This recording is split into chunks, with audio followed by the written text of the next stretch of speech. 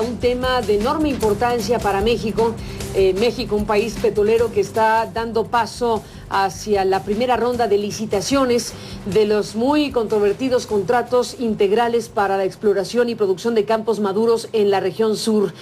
Pemex en estos días ha anunciado los contratos integrales, como les llaman, y ya el director de esta paraestatal, la más importante del país, Juan José Suárez Coppel, pues se presentó y dio información acerca de la apertura de las propuestas que se realizaron en Villahermosa, Tabasco en particular. Estas empresas que resultaron ganadoras a partir de las reglas, estamos hablando de Petrofac Facilities Management para los campos de Santuario y Magallanes y administrador de proyectos en proyectos de campos para el campo Carrizo. Así que estamos hablando de una empresa británica. ¿Quién lo dijera? Después de varias décadas de la expropiación petrolera, regresan los británicos en estas adjudicaciones de contratos para campos maduros de petróleo mexicano. Es necesario revisar con expertos y con alguien sumamente calificado en la materia esta situación que se genera a partir de este primer tramo de las adjudicaciones de estos contratos. Le agradezco mucho a Javier Jiménez Espriu, que es un importante académico de la Universidad Nacional Autónoma de México, académico de honor en la Academia de Ingeniería. Fue el doctor Jiménez Espriu director de la Facultad de Ingeniería de la UNAM y fue en su momento también subdirector comercial de Petróleos Mexicanos. ¿Qué estamos hablando? ¿Qué ha sucedido? Bueno, para poner esto en contexto, me gustaría referirme a dos acontecimientos para mí muy lamentables que se dieron la semana pasada, en días consecutivos. Primero fue una aberrante sentencia de la Suprema Corte de Justicia en relación con los contratos de Pemex, con una controversia constitucional, y la segunda, al día siguiente de esta sentencia, que fue la adjudicación de los 3 contratos a los que usted se acaba de referir en este momento. Mucha gente se opuso pues a este tipo de contratos, y un grupo de presidentes municipales y un grupo de legisladores presentaron ante la Suprema Corte de Justicia un recurso de una controversia constitucional alegando que los contratos son inconstitucionales. Pero la semana pasada le sucede lo mismo a los legisladores, que son, pues entre otras cosas, parte del constituyente permanente, y les dicen que no tienen interés legítimo. Con esto, pues dejan a la nación, al pueblo, en absoluta indefensión. Si los legisladores, si los presidentes no tienen interés legítimo, ¿quién tiene interés legítimo para pedir la opinión de la Suprema Corte sobre la inconstitucionalidad de un contrato de estos? Nadie. Y, bueno, es una cosa absolutamente aberrante, porque si no hay nadie que pueda solicitar esta intervención, entonces el señor Suárez Coppel, como director, pues puede poner en los contratos lo que quiera, independientemente de lo que dé la Constitución, pues porque nadie va a tener derecho a pedirle a la Corte que se pronuncie. La Corte no se pronunció. Es absurdo que un órgano de control constitucional no le dé autoridad legal a nadie para pedirle que controle constitucionalmente una cosa. Es una Corte que se está negando a sí misma. Sin embargo, en el momento en que se dan los contratos, Petróleos Mexicanos manipula esta información y dice, nos lanzamos los contratos porque ya tenemos el aval de la Suprema Corte de Justicia. La Suprema Corte de Justicia no ha dado ningún aval. Pero además, en la propia sentencia en aquel momento dijo, ahora bien, los contratos, que son otro asunto, tendrán que ajustarse a estas bases, que son las bases que establece la Constitución para los contratos de servicios que sí autoriza la Constitución en Petróleos Mexicanos. Entonces, ahí hay un primer asunto gravísimo, que es el tema de que la Suprema Corte de Justicia pone un valladar para la impunidad de los miembros del Consejo de Administración de Petróleos Mexicanos, que hagan lo que les venga en gana. Es una aberración verdaderamente lamentable. ¿Qué vamos a hacer? Pues algo tenemos que hacer, porque no se puede quedar esto así. ¿Cómo le llamaría lo que está pasando en México con su petróleo?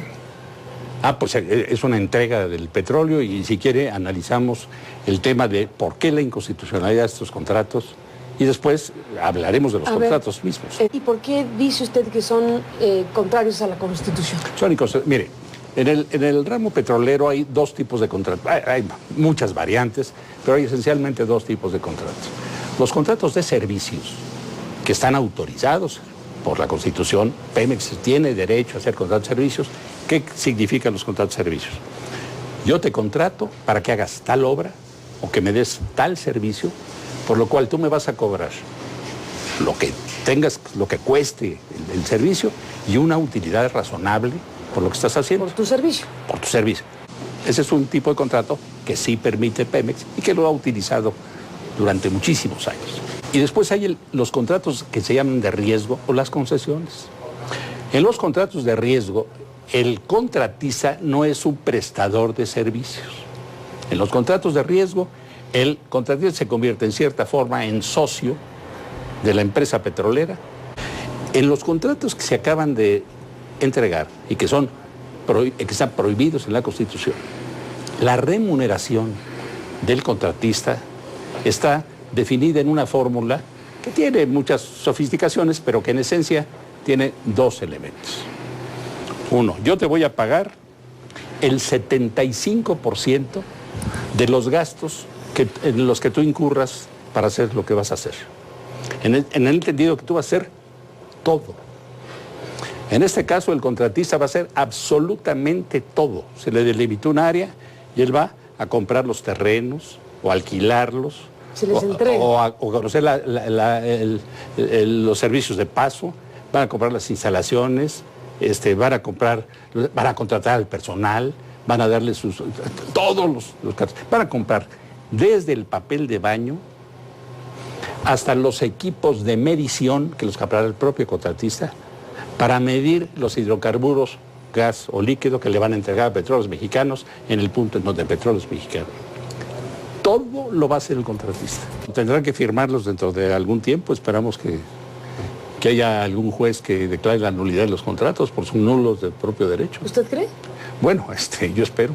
Bueno, se ve difícil si la Corte no entró al fondo del asunto. Sí. ¿Hay recursos judiciales presentados por alguien en algún sitio? No sé, espero que sí, bueno, pero ya lo sabrá. Ese 75% va a cubrir más o menos el 125% de sus gastos. A ver. De esos 100, yo te voy a dar 75. Ese es un elemento de la fórmula. Y otro elemento va a ser que tú vas a cobrar una cuota por barril. Y eso fue lo que se licitó. El que pedía menos por barril se llevaba el contrato. Y ellos dijeron, bueno, $5 por barril. Se manipuló como diciendo, estamos dándoselo a un contratista que nos va a cobrar $5 por barril cuando a Pemex le cuesta 8 o 9. Y no es el caso. ¿Qué quiere decir eso? ¿Cuánto nos están cobrando con esos $5? Si fueran $5 lo que le diéramos por el 75%, estaríamos dándole otro tanto de utilidades. O sea, nos están cobrando unas utilidades del 100%, en el mejor de los casos. Pero entonces le vamos a dar esto más $5 por barril. Estamos incorporando el resultado de los barriles a la remuneración. Eso está prohibido por la Constitución. Estamos dándole una parte de cada barril. La renta petrolera. ¿Qué es? Es renta constitucionalmente petrolera. Está la renta petrolera es lo que me cuesta extraerlo.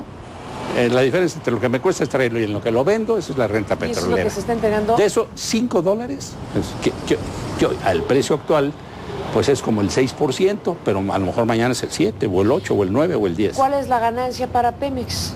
¿Para México? La ganancia para Pemex no es, según yo, ninguna. ¿Para México? Bueno, pues para México tampoco la entiendo. ¿En otros países? En otros países. ¿Por ejemplo? En Ecuador, por ejemplo. En Ecuador hubo un caso parecido, en donde los 10 primeros años no hubo producción. Hubo gastos de desarrollo y el tiempo de la producción, todo el dinero del petróleo sirvió para pagarle al contratista. El contratista se llevó todo el dinero.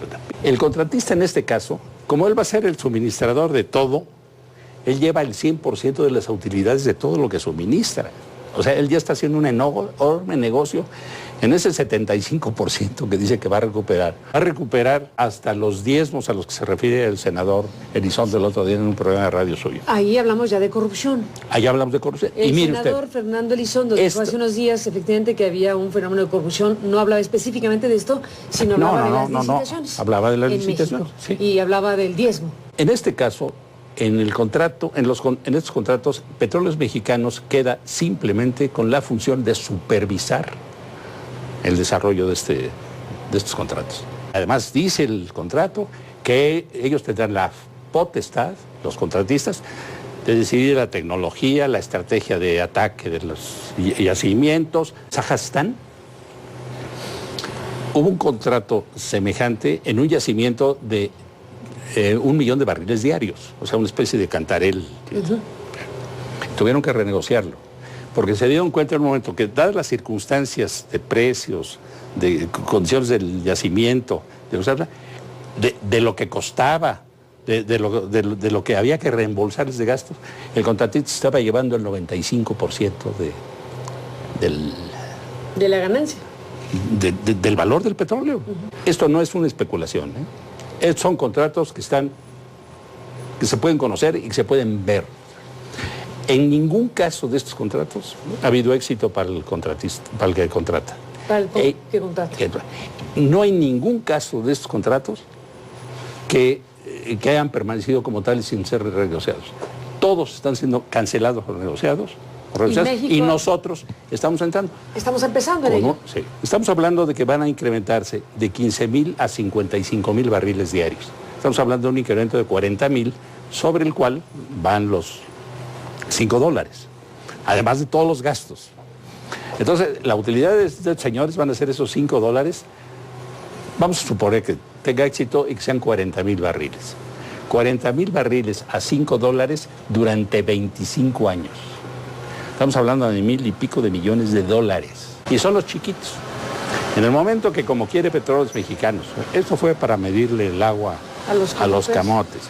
En el momento que Petróleos Mexicanos, sí, para ver la reacción y para ver qué pasa con la Suprema Corte de Justicia y qué pasa con los jueces y qué pasa con el pueblo. Esto va a ser el gran desfalco de Petróleos Mexicanos. Y si esto va al mar profundo y estas cosas, estamos entregando Petróleos Mexicanos. Ese es el gran desfalco. Se anticipa que si no hay una reacción de la sociedad, de los que saben, de los expertos, del Poder Judicial, etcétera, etcétera, pues lo que sigue va a ser, usted dijo, el desfalco a la nación. Esa fue la que... Más grande desfalco a la nación. El más grande desfalco a la nación. Ciertamente, hay que reconocerlo, no es un tema de debate nacional.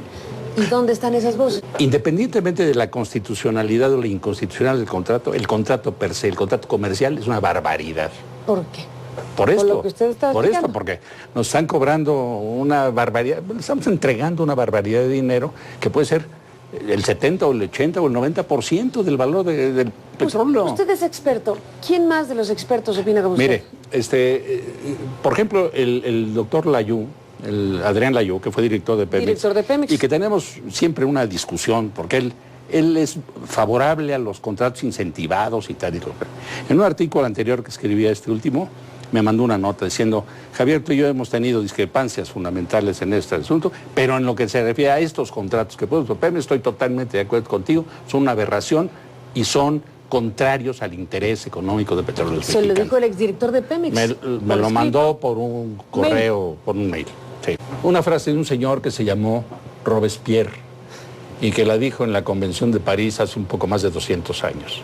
Y dijo: hasta aquí, el arte de gobernar no ha sido más que el arte de despojar y de sojuzgar al gran número en beneficio del pequeño número. Y la legislación, el medio de convertir su atentado en sistema. Estamos hablando de contratos que, como decía yo hace un momento, Adrián Layú habla, que desde el punto de vista comercial, los contratos son indefendibles. Y yo le diría, no nos podemos quedar callados, no nos podemos resignar, porque la resignación, ya lo decía Metternich, es válida cuando son para cuestiones fatales, inexorables. Cuando no, es pereza, es pusilanimidad o es cobardía.